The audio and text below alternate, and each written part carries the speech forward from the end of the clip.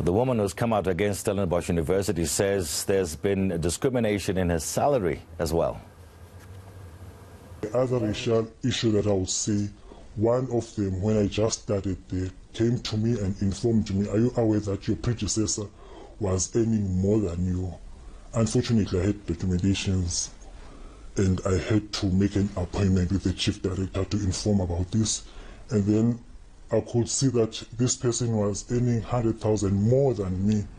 And when I looked at our work that we were doing, she was not even doing some of the things that I'm doing. So how do we root out corruption within business, given the amount of criminal activity, money laundering and tax evasion going on within so many organizations? Corrupt and criminal actors hide behind chains of companies, some registered in multiple jurisdictions as well. The Department of Public Service and Administration held a two-day conference on beneficial ownership transparency. Researcher at Corruption Watch Mashudu Masutha joins me now live to discuss this further. Mashudu, thank you so much for joining us this afternoon. Let's just, in layman's terms, talk to us about beneficial ownership transparency, BOT, and why you feel it's important. Yes, thank you so much for having us. So beneficial ownership transparency is essentially the ability for government and civil society and ordinary citizens to know who exactly is the owner or controller of a company that is providing any good or service to a private to government. So it's essentially about ensuring that the company that is providing any procurement, any goods or service to government, you're able to actually put a face to that particular corporation. I can use a proxy? So essentially, it's easier to explain in an example. So for example, if there's a tender that is gone out, that there's a particular service or good that government needs to be done, and XYZ company has applied and received that tender, but that XYZ company is actually owned by a senior political official. But you only discover that after layers of other companies and corporate structures that obscure the ability for you to actually see that XYZ company is owned by a political official. So what we're talking about is the ability to cut through the ability of companies, multiple ownership structures, and actually see and hold accountable an individual rather than an entity. Okay, so what were the biggest takeaways from this two-day conference? Well, I think what the main takeaway was that the scale of the problem is much larger than we think it is. You will have seen in things like your Panama Papers, your Open Lux investigations, which shows the global issue of beneficial ownership opacity.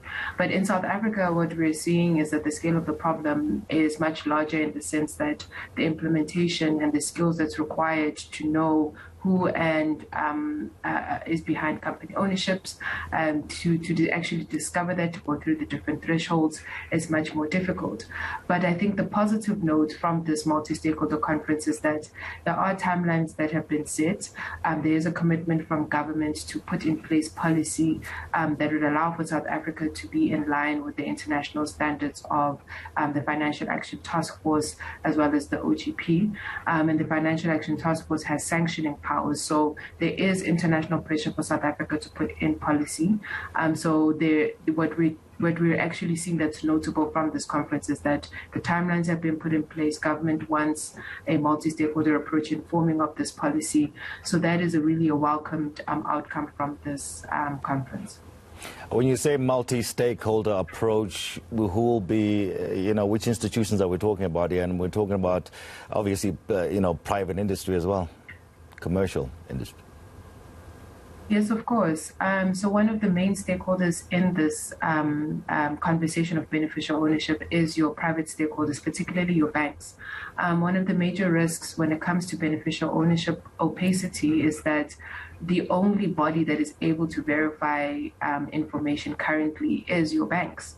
So you need a much broader form of stakeholders that can verify information, and that means capacitating government. So when we say multi-stakeholder, we definitely including private sector actors.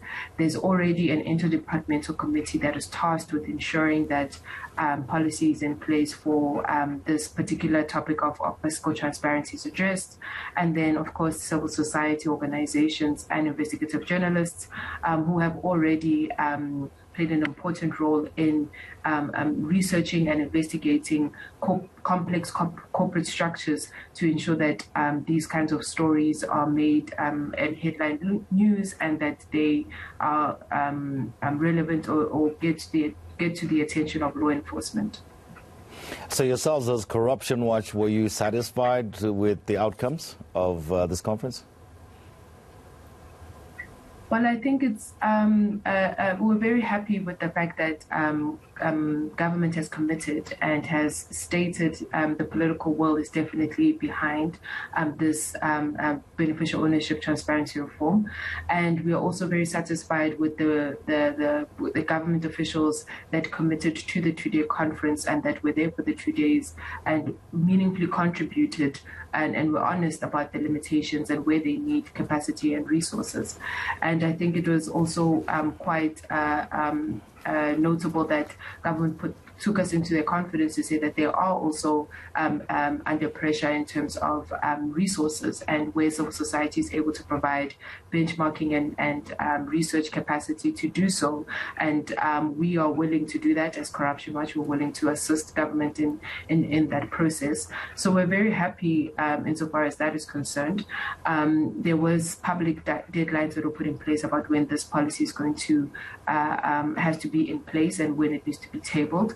So there is that the public can also hold not only civil society and government to account, but to follow the process in the way in which this policy is actually enacted and finally tabled. Mashudu, thank you so much for speaking with us, Mashudu Masutha. She is the legal researcher at Corruption Watch, talking to us today about the outcomes of the 2-day conference on beneficial ownership transparency in South Africa.